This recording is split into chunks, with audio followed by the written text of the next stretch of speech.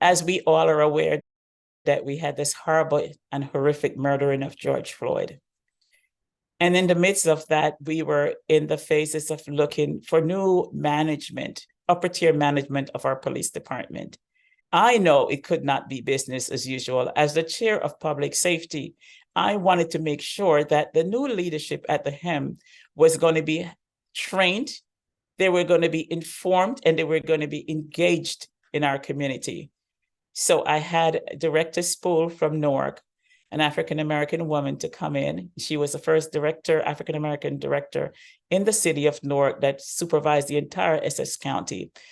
And I reached out to her and I said to her, I need you to come to Highland Park and train, and not really train, but to evaluate to see if the new chief and captain was what we needed in our town. And she worked with them for about a year, and she would provide a monthly update.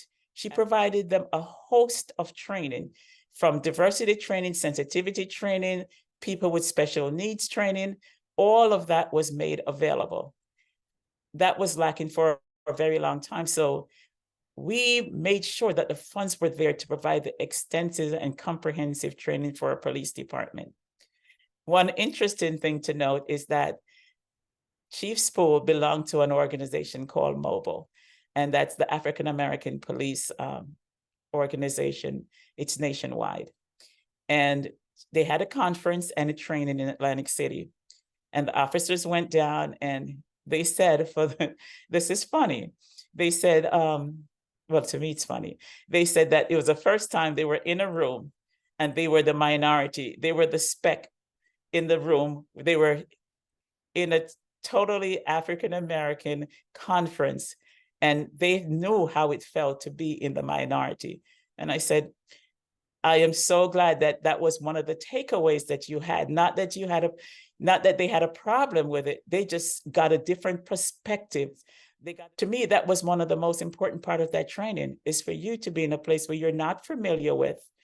There's different people around you, and you get to be more empathetic and understanding of various different communities. They have gone to the Asian community training, they have gone to the Muslim community training, and they have gotten the Jewish community training as well. And as a matter of fact, we're going to be doing more of these kind of training in town. So our police officers are aware of our diverse community.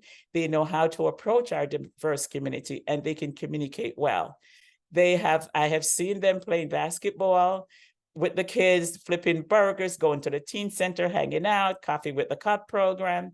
And on Thursday night, they have a basketball game that they play over at the school, and it's the police officers versus the teens. So it's a wonderful program. We're on the right path in Highland Park with our police training, and we will continue to provide them with the tools and the skills that they need.